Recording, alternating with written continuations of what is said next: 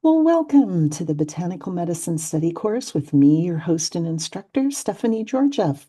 Welcome to all new subscribers, and a big thank you to my long-term subscribers and my Patreon supporters. Keeping up with the new programming for the Botanical Medicine Study Course YouTube channel, this episode will explore an interesting topic of botanical medicine that is gaining more attention in the West, and that's of herbal injections. Now, before we delve into the topic, we're going to review a bit of herbal application and apothecary vocabulary. And if you would like to know more and have a more detailed overview, the lesson is available for sale on my Patreon page, and there's the link in the program notes. The issue in herbal medicine, botanical medicine, is how to get the healing substances, or what we call active constituents, of the plant into the body. This is done mainly by coaxing the substances out of the plant with some sort of medium, say water, alcohol, vinegar, or oil. You can either eat or drink the product or apply it to the skin through salves, baths, oils, or poultices. Now, when you take the substance orally, it obviously has to go through your digestive system and then it's absorbed into the bloodstream through the intestines. If you apply the herbal product to the skin, it absorbs through the skin layers and then enters into the bloodstream. Now, Orthodox medicine, predominantly from the West, has been using these sorts of applications of medicine since forever because all medicine was botanical medicine until about the 18th century. It seems that in 1492, that really important year on the globe, physicians caring for Pope Innocent VIII thought injecting blood of several small boys through what we would call an IV or intravenous transfusion was a good idea. Everybody died, the boys and the Pope. But this did not deter people as they kept trying to do blood transfusions without success until the early 19th century, when cholera outbreaks were happening in Europe. Physicians at that time tried successfully to use IV therapy to put water and saline into severely dehydrated patients.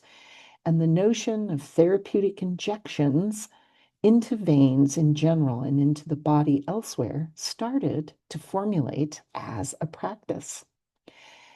Now, the use of herbal infusions, which is the fancy name for tea, for medicinal purposes dates back thousands of years, with China being credited as the origin of this practice. The earliest documented records appear in the Chinese Pharmacopoeia, who is attributed to Emperor Shendong around 3000 BC. That's about 5,000 years ago. Herbal medicine has been used since at least the Paleolithic area, with written evidence from ancient civilizations like Sumer, Egypt, Greece, China, and India, documenting its application for thousands of years. So, how did the whole concept of injections happen in medicine in general? Well, there were ancient practices, but they did do things like rubbing herbs and other substances either into sores or cuts. They would cut the skin to achieve some sort of absorption, and this would bypass the digestive system for drug delivery. Now, in the 17th century, one of the first documented attempts to inject a drug was in 1667. And I think this is very fascinating because they gave opium to a dog. So there you have it. First lab experiment on an innocent animal. Now, the invention of the hypodermic syringe and needle happened in the mid 1800s. And this basically is a hollow needle so that you can, shoot things through it. And there are a couple people that are attributed to this. An Irish physician named Francis Rind invented the hollow needle, and he used it to make the first recorded subcutaneous injections in 1844. In 1853, Charles Pravitz and Alexander Wood developed a medical hypodermic syringe with a needle fine enough to pierce the skin. And the initial use of injections was mainly for delivering morphine and other drugs to treat various ailments. And apparently, during the Civil War, this was employed for various things, but mainly, mainly the injections were for pain relief and the introduction of morphine and things like that. Now, traditional Chinese medicine does utilize injectable herbal therapy, and this is officially known as TCM injections. And these are sterile preparations containing herbal extracts that are injected into the body. There was a really interesting research article in the journal Complementary Therapies in Clinical Practice, which you can actually find on PubMed and other places. It was interesting when I started really following up on the research. It's widely available. And this is a really interesting development in the application of botanical medicine. Now, I learned about TCM injections when I was in acupuncture school, but was not trained in it, nor have I experienced it. So I'm just telling you what I've been taught and what the research is talking about. Now, the research article showed how injecting various Chinese herbs into people who have what is called diabetic lower extremity arterial disease. And that's what they were looking at. And they basically, this lower extremity arterial disease is also called lead, LEAD. Diabetes changes the nature of your cells in the body. And because of this change of nature, if you have diabetes, you're more likely to develop things like neuropathy and atherosclerosis. And both of these problems can cause not only pain, but can contribute to non-healing skin ulcers that are difficult to heal and often, unfortunately, result in amputation. So this lead disease is very serious, and I think this research is quite promising.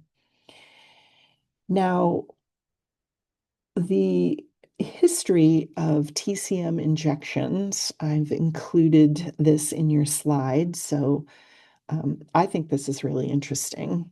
But TCM injections are a new development, which I think is funny because traditional Chinese medicine uses acupuncture needles, but I guess hollow needles were a new thought for these people.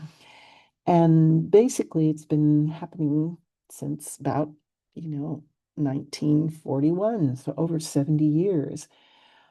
But don't go start injecting yourself with tea. Please do not do that. The TCM injections are processed in a sterile environment. In there, you can get them in ampules like you would any other drug. Swallowing the herbs or drugs, obviously is the safest and slowest method of getting any sort of remedy into your body. The second fastest is putting it on your skin. So that's why baths and poultices and salves and oils are so useful. Now, swallowing is safer, obviously, and has much greater chance to filter out impurities. Um, but TCM injections really are another way to get things in. And again, you don't want to be making yourself some tea and injecting it into your body. You want, if you're going to do that or your practitioner is going to do it, you really need to get a specially made formulation for that. And what's interesting about TCM injections is when they're administered through a TCM practitioner or a physician who is also a traditional Chinese medicine practitioner, what they do is they administer them to acupuncture points. Okay. So it's not just a shot in the arm or in the bum. If it is, it would be a specific acupuncture point. Now, TCM injections are a form of herbal medicine where the active ingredients are extracted and purified from Chinese herbs and then formulated into a sterile injectable solution. And these are used for a variety of conditions, including acute and severe diseases, promoting blood circulation. One technique we were told about in school involved a point prescription for stomach upset and vomiting. Now, this is the point prescription. It's Ren 12, stomach 25, bilaterally, and Ren 6. And what they do in China is they inject these points with stomach calming decoctions. Now, what I do personally and clinically is I take essential oil of some good digestive herbs, say peppermint or cardamom, something like that. And I would dilute it in a carrier oil and I would rub on these specific points.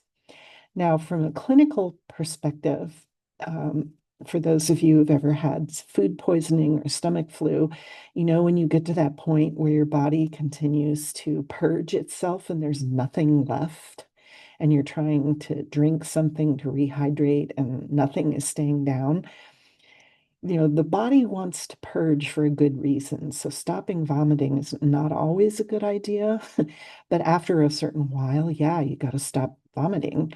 And what you can do is use these points with essential oils, and they're wonderful for stopping that after your body has gotten rid of whatever offending agent is in there. And this will help stop that so that you can drink liquids and rehydrate yourself. So it is an option. But in China, they actually inject these points with herbs, and it's quite useful. Now, a recent study, as I said before, is cited in the Complementary Therapies and Clinical Practice Journal, uh, reported on how this was used for this diabetic situation. And they basically studied the injection of liquid herbal solutions into acupuncture points. And the first herb they used was Dan Shen, which is Chinese red sage. It's called Salvia boleana. And this is a wonderful herb. It's in a lot of remedies. It's really great, but that's what they did. They also used a combination injection, which employs ginkgo and other substances.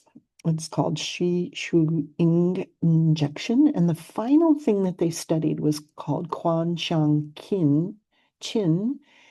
And the main herb there is Linguisticum Chuan Shan.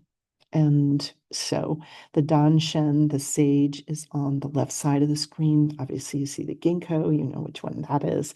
And then the other one is this lovely Chuan Shang herb. And this herb has analgesic, sedative, and blood activating properties.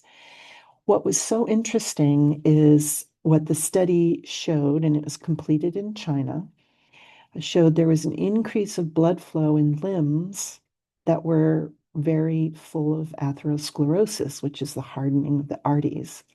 And they looked at this with CT angiography, which is a non-invasive imaging technique. Now, the Chinese have used topical applications of herbs on acupuncture points for as long as there's been Chinese herbal medicine. And they also use moxa, which is an incense-like cigar of Chinese mugwort. It smells a lot like marijuana. And they use that over certain points.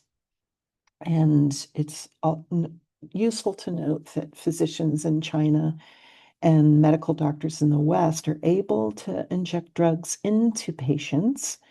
It follows that you could use plant substances that are sterile would have the same effect as injectable drugs. But what's really interesting is when they're inserted into acupuncture points, both the drugs and the herbs have targeted effects of the acupuncture point. So I think this is really interesting research. So I hope this has stimulated some interest in the subject for you. And you know that one of the big reasons there's so much research in herbs used in certain instances because drugs, sometimes people and problems create resistance to pharmaceutical drugs. And what the herbs do is they seem to actually be quite effective. So it's another option and a wonderful application of herbal medicine. So this is Stephanie Georgia saying thank you so much for sharing your valuable time with me. I hope you enjoyed this new part of our program. And until next time, be well.